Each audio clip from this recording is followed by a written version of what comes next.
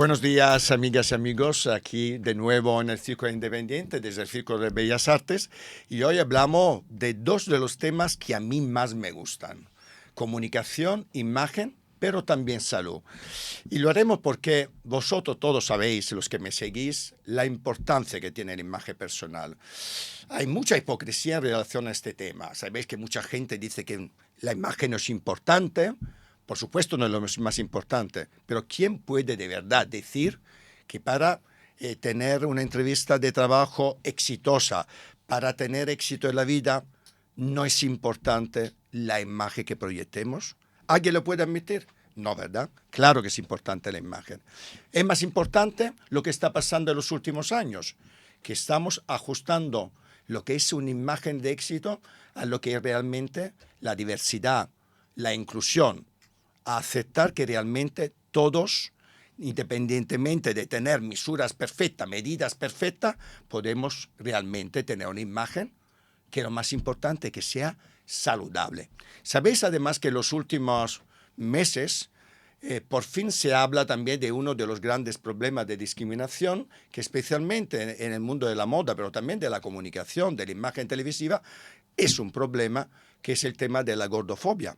¿Sabéis cuánto impacto ha tenido también en las redes sociales? Por supuesto es un problema combatirlo, pero así como es importante combatir la gordofobia, es importante combatir, trabajar para que una enfermedad como la obesidad pueda realmente trabajarse, curarse, porque la obesidad es una enfermedad, a pesar que muchas veces se habla de forma superficial de este tema. Es una cuestión de salud. Y yo creo que hoy nuestro invitado es la persona mejor que podíamos tener para hablar de este tema en España, y probablemente uno de los mejores directivos para hablar de este tema, incluso a nivel internacional, que es Rodrigo Gribel, director general y vicepresidente corporativo de Novo Nordisk en España. ¿Qué tal, Rodrigo? ¿Qué tal, Evo propio? ¿Cómo estás? Yo muy bien y encantado de tenerte aquí. Pues yo Porque estoy encantado. además Rodrigo, además de ser director general de esta empresa, que ahora nos hablará él, yo no quiero decir nada porque creo que la persona mejor para hablarnos de Novo Nordisk es justamente Rodrigo. Es guatemalteco, que también es muy importante tus orígenes, también hablaremos un poquito de tu vida, de tus orígenes. Tiene una carrera internacional extraordinaria en el sector farmacéutico, habiendo trabajado en empresas tan importantes como AstraZeneca, que también en este plató hemos comentado de esta empresa, y ahora en Novo Nordisk. Pero además eres ingeniero, un ingeniero que acaba teniendo una carrera extraordinaria, exitosa, en un sector tan especializado como el sector farma. Totalmente. ¿Cómo llegas a este sector, Rodrigo? Bueno, primero que todo, para mí también es un placer estar aquí contigo y con tu audiencia. Yo llego al sector al principio más por casualidad que por propósito. Yo empiezo mi carrera en consumo masivo en Procter Gamble, luego paso a Microsoft, mis orígenes de ingeniero ahí sí se ven bien reflejados, y luego hago un MBA en INSEAD. Y yo necesito venir a España. Necesito venir a España por temas familiares. Mi esposa es española, estaban aquí ya con mi familia y quería venir a España y era el momento de la crisis financiera en el 2009 y no era fácil. Y entonces empiezo a ver qué industrias podrían acogerme y qué tenía yo que ofrecer a las industrias en aquel momento. Y la industria farmacéutica me llama la atención porque desde mi punto de vista necesitaba una transformación y necesitaba seguir evolucionando para poder servir mejor a los pacientes. Y AstraZeneca me abre la puerta, me abre una oportunidad y ya conociendo más a la industria farmacéutica, creo que es el golpe de suerte tal vez más grande que he tenido, porque realmente a partir de ahí pude conocer el propósito que tienen las farmacéuticas para realmente tener un impacto positivo en la vida de los pacientes. Pude conocer cómo un sistema tan complejo, que al final del día es el Sistema Nacional de Salud, se esfuerza y trabaja día a día para tener un impacto y para brindar salud y cuidados a los ciudadanos. Pero bueno, tenía muchos desafíos, muchos retos y encuentro ahí un propósito Y después de 15 años, como tú bien dices, en AstraZeneca y los últimos años, sobre todo en Novo Nordisk, pues han sido un regalo y una bendición haber llegado a la industria porque me permite compaginar un propósito personal con mi trabajo y eso creo que es lo que muchas veces anhelamos. Bueno, yo creo que es un lujo, ¿no? Totalmente. Poder juntar un propósito personal con lo que son los objetivos de una compañía o los propósitos de una compañía, me parece el mix extraordinario para cualquier directivo, yo diría para cualquier persona.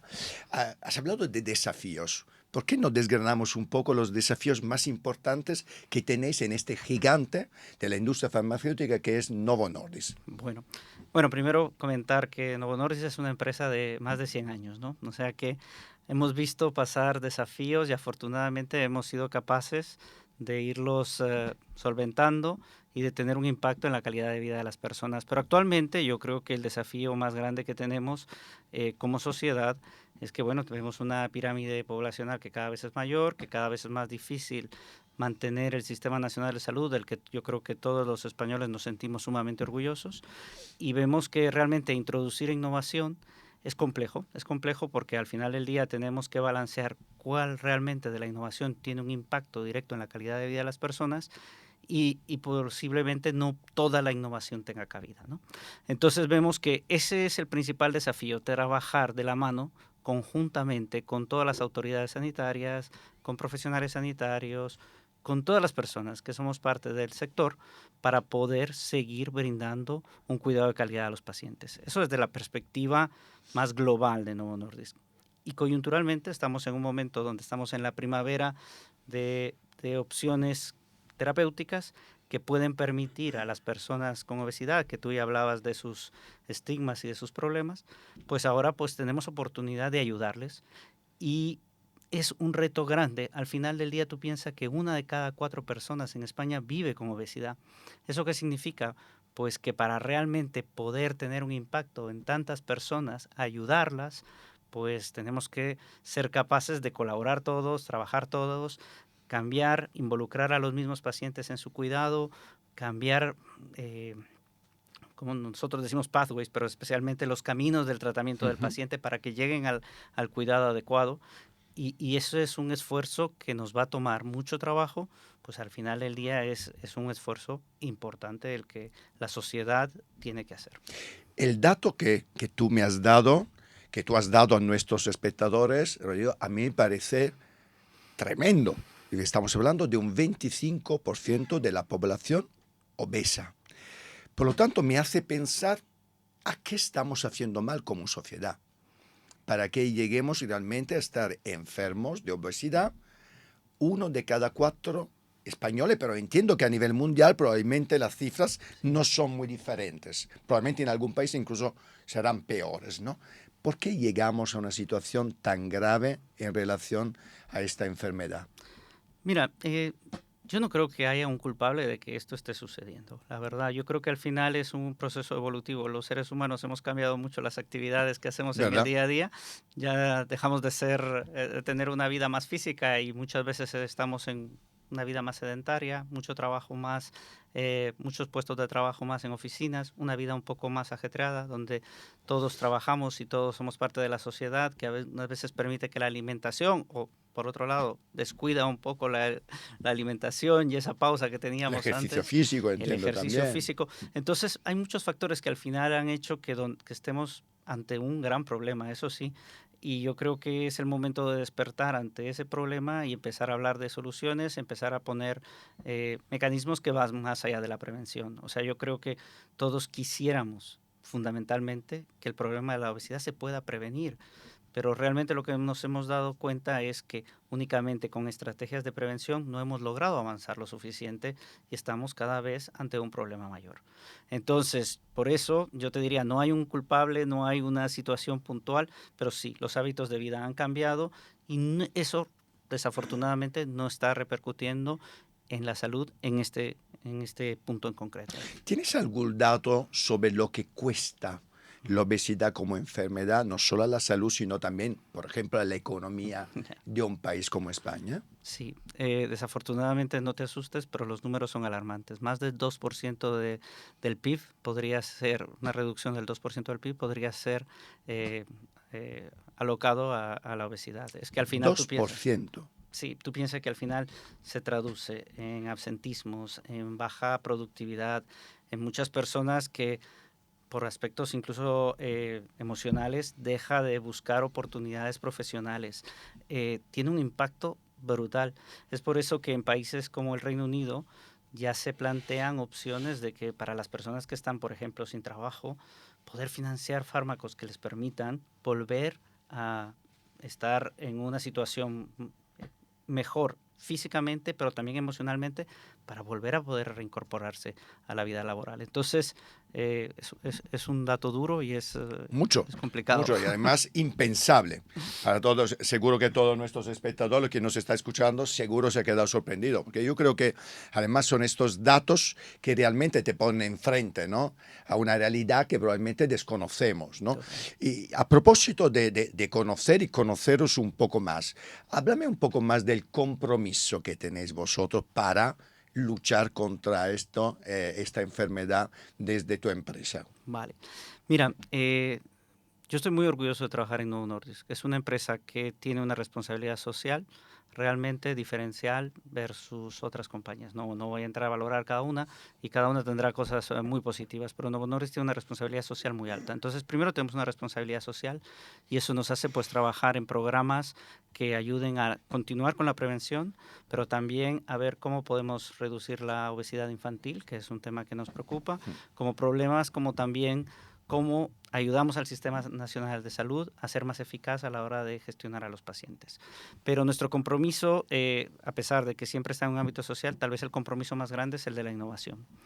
Nosotros seguimos comprometidos a tener cada vez más opciones de fármacos que en el futuro puedan ayudar a más personas para seguir combatiendo esta enfermedad. Hoy en día, afortunadamente, estamos en un momento bonito porque ya hay alternativas terapéuticas. Hace unos años no las habían y eso hacía también que pues incluso los mismos profesionales sanitarios, pues al ver que no habían alternativas claras, pues no se trataba y no se buscaba ayudar directamente a estos pacientes. Pero ahora hay alternativas terapéuticas, pero el compromiso de Novo Nordisk es que no terminamos ahí, sino que seguiremos innovando y seguiremos buscando mecanismos para traer más innovación que nos permitan en un futuro poder tratar a la mayor parte de la población. Es decir, que es un proyecto, de toda manera, a pesar que ya tenéis fármacos, evidentemente, un proyecto a largo plazo. Totalmente. Donde la innovación es la clave, o va a ser la clave, ¿no?, del futuro. Totalmente. Mira, yo tuve la oportunidad de estar justamente... Hoy termina el Congreso Europeo de Obesidad. Que ha sido un exitazo, por lo que he oído, 4.000 personas en Málaga. Sí, afortunadamente te das cuenta que hay un interés por ayudar a las personas que viven con obesidad. El año pasado fueron alrededor de 2.800 personas, profesionales sanitarios. Ahora estamos hablando de más de 4.000, casi 4.300. Un incremento brutal, 40%. Claro. Y yo creo que está debido también a que ahora hay alternativas, ¿sabes? Antes, pues, sí, podías detectar a una persona, pero no sabías cómo ayudarla, y ahora empieza a haber innovación. Pero bueno, volviendo a tu punto, la innovación sigue siendo fundamental. Yo tuve la oportunidad de hablar con los mejores expertos en cuidado de la salud, en profesionales sanitarios, especialmente esta vez el foco principalmente es de la endocrinología, que es quien lleva el liderazgo del tratamiento de la obesidad, y estuve con la oportunidad de hablar con los principales referentes, presidentes de sociedades científicas que están haciendo un trabajo excelente y a los cuales quiero agradecer desde aquí porque siguen cada vez en su empeño. Pero hablábamos de cuáles eran el futuro, ¿no? Porque estamos ante unas reducciones de peso significativas, pero es que aún mejor estamos ante ver cómo realmente esas reducciones de peso se traducen en reducción de comorbilidades, que es el factor más importante. O sea, al final del día no es un tema de sentirse bien, no es un tema solo de estar bien, es la capacidad de poder, por ejemplo, salvar o evitar un infarto a una persona que vive con obesidad. Claro. Y entonces hablábamos de la innovación y veíamos muchas oportunidades. Uno de los retos es, este es un tratamiento crónico muchas veces. Entonces, ¿cómo podemos traer innovación que permita a las personas tener un tratamiento crónico sin necesidad de tener una carga demasiado diaria en el día a día, ¿no? O ¿Qué otros, cómo podemos de alguna forma empezar a estratificar mejor los distintos tipos de obesidad para poder poner soluciones más específicas a los pacientes. Un camino que se ha recorrido pues, en otras patologías, como puede ser la oncología, el cáncer, ¿no? Donde ahora al principio se trataba el cáncer de una forma un poco más abierta o con mismos fármacos en muchos distintos tipos de cáncer. Ahora hay cosas muy precisas para las necesidades de cada uno de los pacientes. Entonces, hay un camino todavía muy bonito que recorrer y la innovación será fundamental para esto. Innovación, pero voy al terreno de donde estamos, es decir, el mundo de la comunicación. Entiendo que la responsabilidad que tenemos los comunicadores, los medios de comunicación, para luchar contra los estigmas y los prejuicios que hay sobre la obesidad es importante. Por lo tanto, al día de hoy, desde tu punto de vista, ¿los medios de comunicación son amigos o enemigos de vuestra, entre comillas, batalla para vencer y luchar contra esta enfermedad? Los medios de comunicación son amigos y siempre estarán invitados a sentarse con nosotros y a trabajar juntos. Al hablar de una enfermedad tan prevalente, tenemos y necesitamos ser capaces de educar a los pacientes, de darles esperanza, de explicarles las opciones que tienen. Y los medios de comunicación juegan un papel fundamental. Lo que sí es cierto es que algunas veces, dado que estamos empezando este camino, todavía la información que tienen no es tan precisa y todavía es importante educarse aún más para poder hacer para poder educar mejor a los pacientes. El problema que hoy tenemos es que estamos hablando de millones de pacientes en España, ¿no? Más de 8 millones, casi 10 millones es lo que estimamos nosotros. Y nosotros, muchas veces las farmacéuticas, tenemos que ser muy cuidadosos en la comunicación, pues por la autorregulación que tenemos y por la responsabilidad que tenemos. Siempre nosotros iremos de la mano de los profesionales sanitarios para llevar el tratamiento al paciente. Pero lo que sí es cierto es que estamos en un mundo que ha cambiado muchísimo. El paciente quiere tener un rol activo. Y si nosotros o los distintos... las distintas personas y entidades que trabajamos en el Sistema Nacional de Salud no les da esa información, ellos la van a encontrar. ¿Y dónde la van a encontrar? Pues la pueden encontrar en TikTok, la pueden encontrar en YouTube. Y queremos que esa sea la educación que recibe el paciente o queremos todos tener un rol donde le podamos cuidar y asegurar que la información que el paciente recibe es sea la realmente correcta. la correcta. Sí, de hecho, justamente antes de entrar en esta entrevista, estábamos hablando un poco del papel, ¿no? De la información, de la comunicación de la industria farmacéutica. Y comentábamos con Rodrigo del papel tan importante que hemos tenido los medios de información en el momento de la COVID, en el momento en lo que hemos vivido la pandemia, que ha sido el momento en el cual la industria farmacéutica, como la salud en general, ha sido el centro de atención de todo el mundo. Y cómo ha cambiado un poco, ¿no? Sí. Yo creo que la pandemia ha sido un momento en el cual también desde la industria farmacéutica habéis entendido o por lo menos habéis reflexionado un poco más de cómo el papel vuestro también en dar información es tan importante que sea proactiva y no reactiva, ¿no? Correcto. Justamente porque vosotros sabéis lo que está pasando, cómo está pasando y podéis dar los datos efectivos que nosotros no tenemos si no se entregan, ¿no? de la forma correcta. Y creo que sí que está cambiando un poco, Sí. ¿no? Todo esto. Sí, yo creo que la pandemia marcó un antes y un después. Afortunadamente creo que es un momento donde toda la sociedad se sensibilizó de la necesidad de seguir innovando, de buscar soluciones, de seguir invirtiendo en salud. Gobiernos, sociedad en general, farmacéuticas, creo que todos logramos ponernos de acuerdo. Y yo creo que hemos redefinido un poco los roles que tenemos actualmente, ¿no? Nosotros seguimos impulsando la innovación, pero como tú bien dices también, cómo informar mejor a toda la sociedad es parte fundamental de nuestro rol. Por supuesto. En lo que cada uno podemos hacer. Pero y parte importante también del trabajo de un líder. En este caso, en tu caso, en el caso de Novolosky. Hablamos de liderazgo, vamos a dejar un poco la industria, hablamos un poco en general de ti, ¿no? Tú eres, tienes una historia de superación a tus espaldas, crees ferventemente en la meritocracia, pero para ti por lo que sé, una de las historias de superación más importantes, una de las referencias más importantes en tu vida ha sido la historia de tu madre. Totalmente. Me gustaría, si puedes, si te apetece un poco, contarnos un poco, ¿no? Bueno. Además, en esto la compartimos. Yo vengo de una familia donde mi madre era analfabeta, pero ha sido mi faro toda la vida. Curiosamente, sin saber escribir y leer, para mí ha sido la historia de superación más importante en mi vida. Por lo tanto, compartimos este aspecto. Sí, mira, es un aspecto para mí muy emocional y muy bonito porque yo desafortunadamente perdí a mi padre muy joven, con 2 años, ¿no? Entonces fue mi madre la persona que realmente ayudó y apostó por la educación. Primero por su propia educación. Mi madre, de alguna forma, ella tenía que trabajar durante el día y estudiar durante la noche.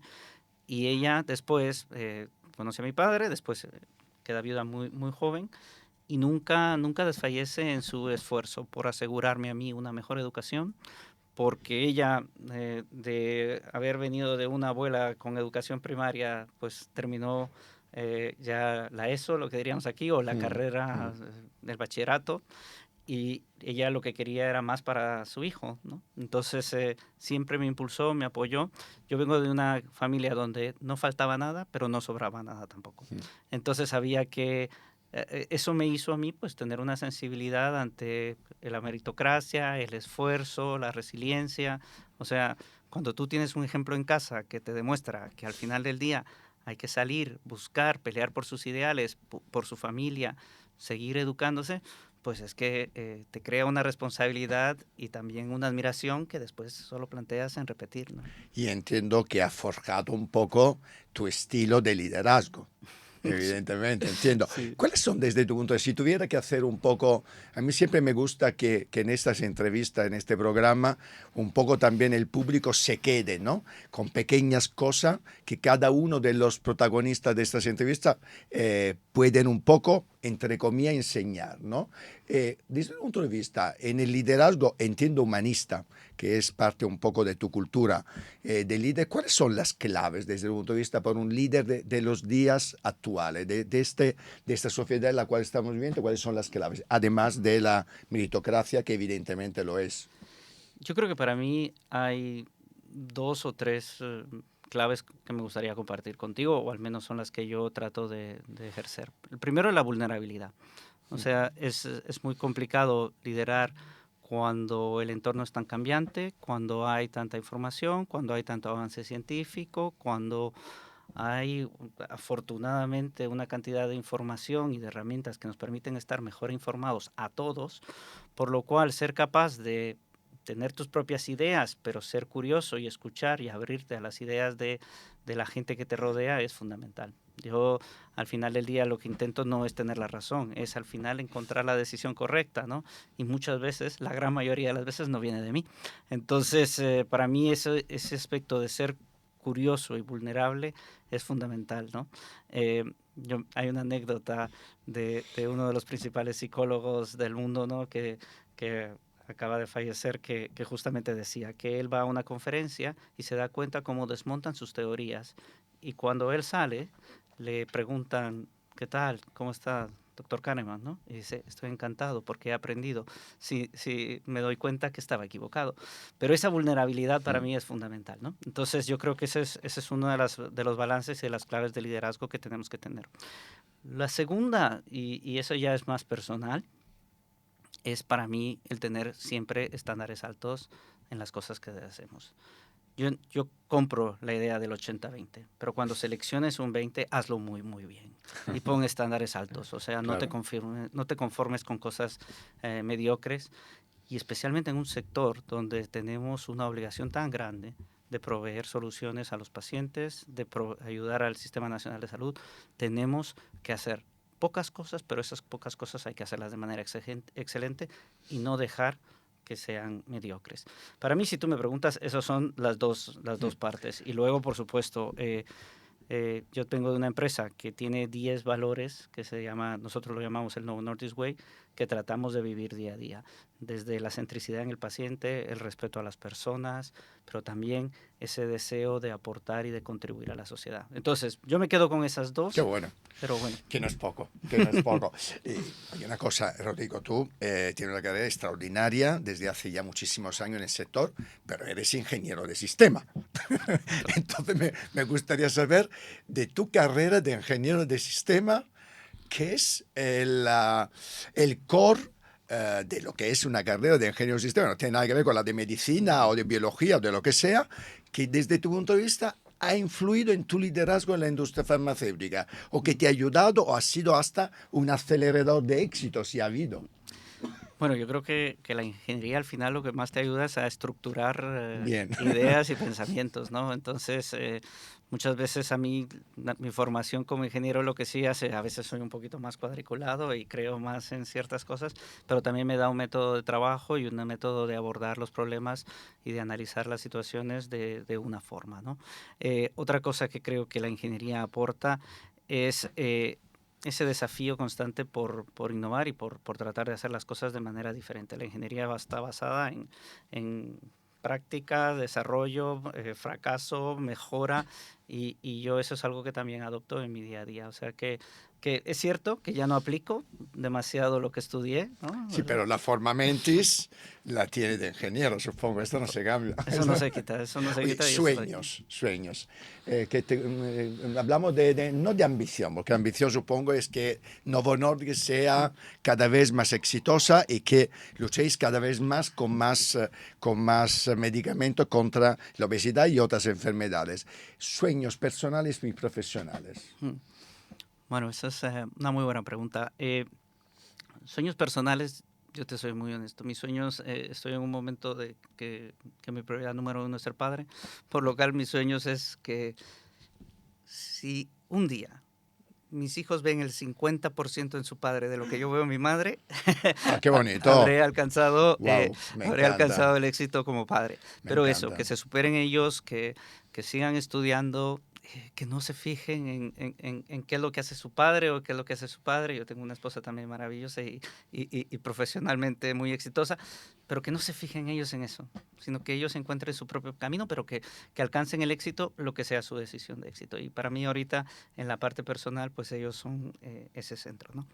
A nivel profesional, mira, mi sueño no ha cambiado mucho. Yo llego a la industria muy inspirado por Paul Hudson, que es el CEO de Sanofi.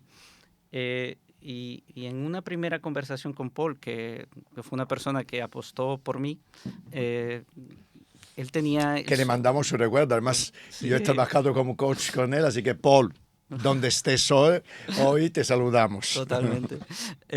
Pero cuando yo me senté a conversar con él la primera vez, él me decía que él veía que la industria necesitaba una transformación más desde el punto de vista comercial. Creo que somos una industria súper innovadora, todos nuestros departamentos de investigación y desarrollo son formidables, pero desde el punto de vista comercial que tal vez había que hacer una innovación, porque al final del día el valor que tenemos que aportar a los distintos actores del Sistema Nacional de Salud va a evolucionar. La información de nuestros fármacos, la información de toda la innovación cada vez está más disponible a través de ChatGPT o de YouTube o de Google o de todos los canales electrónicos, ¿no?